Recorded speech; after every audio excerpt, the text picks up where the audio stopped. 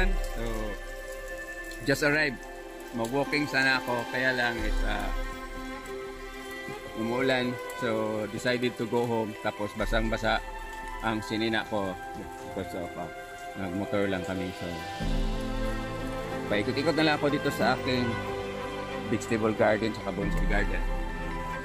Then, may mga eggplant na hayang. So, kasi itong variety ng eggplant ko is sobrang tangkad. Katulad nito. So, kailangan tupunan na siya. Then, ito, kanina or yesterday, sinupura namin ang sa kahoy. So, try ko lang share sa inyo ito. Palibot namin bahay. So, itong ano ko, floating bonsai. Floating bonsai isa natuwa ko na kasi nag-produce na siya ng dahon. It is hindi na siya makita dahil na palibutan na ng eggplant kasi ang tangkad ng eggplant. Then we have another here. This is a Japanese spruce na nagdidilawan yung dahon. So buti na nagulan, so nadiligan siya ng tubig. So ang ulan dito sa bahay is pabugso-bugso. Ito na naman. So kailangan itopon yan diretso. Ang daming bunga yan.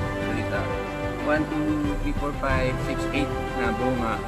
So kailangan yan kasi pag hindi yan matukuran kasi ating din si kauno na sa ulod ng iyang bunga.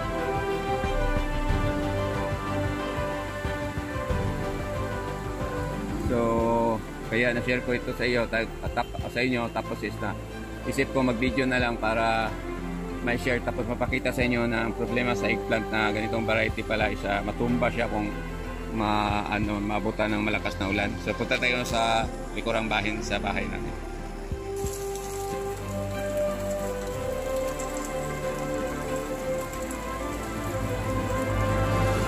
Mas maganda pala pag mag-video ng nakaulan kasi maganda yung kuha sa camera ko. Kasi pag masobrang init hindi mag-adjust itong camera ko, so mag-blurry. So dito sa baba, itong mga bonsai materials ko na linisan na ng asawa ko, pero need to be i-arrange pa ito dahil sobrang sikip nila. Kasi yung sa bandang kabila is pinililisan namin kasi may pinapark na sasakyan. So just sharing lang po na ito na yung mga bonsai materials ko na tinulungan ako sa asawa ko para malinisan. So ito naman yung kalyos ko na nagdidilawan ng dahon, yung dahon niya, tapos is na ulian na siya dahil sa nakakasubok siya ng maraming ulan. So parang nawala na yung yellow sa dahon niya. So ito naman yung paborito ko na cascade na sampalok. Ayan, napaka-healthy. Kaya sinishare ko na naman sa inyo ulit. So ito ang itsura sa bonsai materials mo pag sublang hawong. So this bonsai materials is kalyos. Then need to rewire, then trimming. So padaan tayo dito sa aking mga halaman or mga ornamental plant na collection. This is a Beauty Florida and a red aglonema. We have also the fortune plant, yung liit na yan. So mayroon din akong tricolor, kaya nangyari hindi na tricolor, one color na lang. So ito na halaman na nakita sa camera, hindi ko alam anong pangalan yan, basta ang ginagawa ko kolekta na kolekta. I have also here, share ko sa inyo, hindi na nalagaan, it is a dwarf na Sansevieria. Then also may gabi-gabi din ako. Yan, yung puti na yan is a rare ba, gabi-gabi mahal ang bili ng asawa ko yan, dyan. Yun. So ito namang isa nga mahal din daw itong gabi-gabi. Then we have the aglonema na mga nakolekta dito sa bahay namin. So ito yung mga local aglonema namin. This is one of my favorite, except yung sa pula, yung ang isa sa rare. Then this is one is red lips. Then followed by, hindi ko alam anong pangalan nito na aglonema. Then and also this one, maganda siya gawing pang indoor. So ito isa sa mga paborito ko na bonsai. It is sa tugas bato kasi nakuha ko na yung gusto ko nga maporma sa kanya. So pag malaki na ito or mudako na ng iyang punuan, maging maganda na yan. So ito naman yung aroma ko. So makita ninyo, ang dami ng sanga napabayaan. So need to trim na naman. Then natural siguro ito, ang daming mga sangang namamatay. So it is really a bonsai na siya because kung tignan niyo, ano kayang itsura after how many years nito, mamatay na siguro itong klase ano. So need to alaga basta ka bonsai. So isa sa mga bonsai materials ko na ito is we call this balimbing. Then nag-start ako nitong gumawa is seedlings pa siya or from the seed.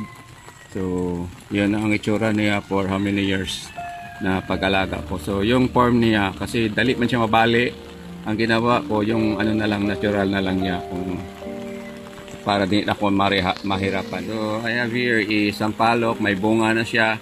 So balak ko sana itong ititrim, although hindi siya masyadong malaki yung punuan niya, pero balak ko sana ito ititrim para maging maiksi, kaya lang may bunga.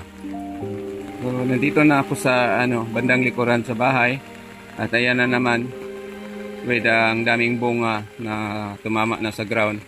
May eggplant na naman na bumagsak dahil sa basang-basa ng lupa or ang yuta diri sa lugar namin, kaya ganito na ang nangyari sa mga eggplant ko, nangahayang.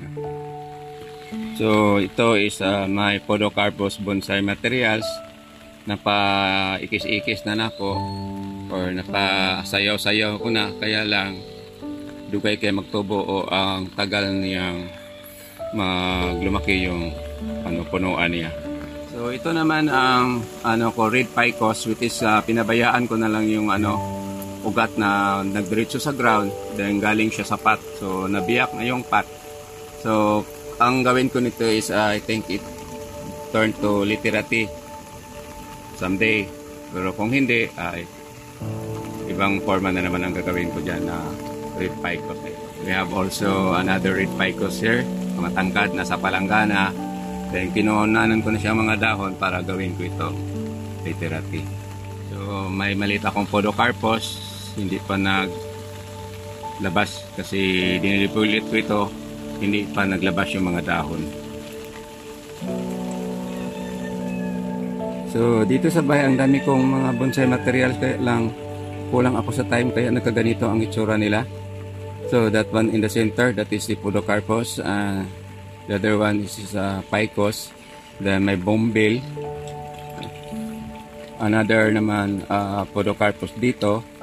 Then itong bombil na ito is tatlong kulay.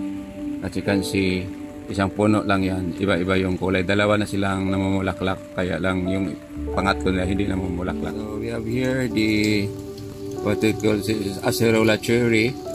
So need to repot na siya. Kaya lang hindi ako makapag-repot kasi lagi mang nagpo-produce ng mga bunga. Ito naman, ito ang kaisa-isa kong bushida. So hindi naalagaan, pero kahit hindi naalagaan, pa rin siya healthy. So ang ginawa ko, kahit na lang form na mauyunan pa sa tawag ron, basta mapurma lang siya, yun na lang, yun ang bushida ko nga. So balik tayo dito, maraming bonsai materials nga nakatago. That portion there is nandun yung bluebell ko. So supposed to be ngayon sana, ulan na naman, so hindi na matuloy na pagtatrabaho ko. Ito yung isa sa mga red ficus kung malaki yung puno niya or punuan. Kaya lang ang nangyari is nagdidilawan yung dahon. So naging hindi na siya magandang tingnan, pero anyway, mukha pa rin siyang bonsai naman. So yun ang itsura niya, hindi pa naka-recover sa pagka parang na-dehydrate. So anong tawag yun, natanggal man kudi ang dahon. Ito yung wild lemon ko na many forest, kaya lang need to repot na siya. kasi ano na yung mga dahon niya, nagdidilawa na.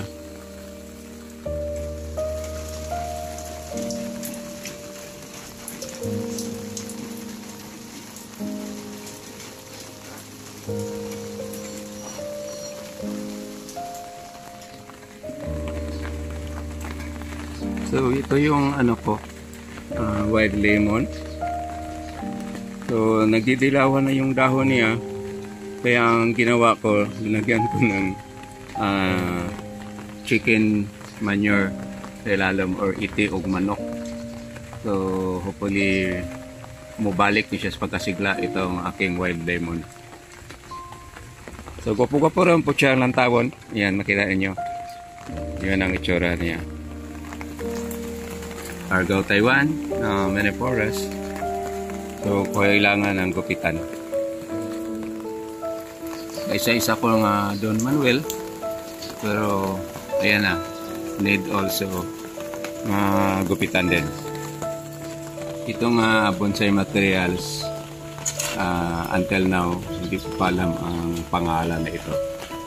So maganda siya kasi yung kulay ng dahon niya is green and yellow.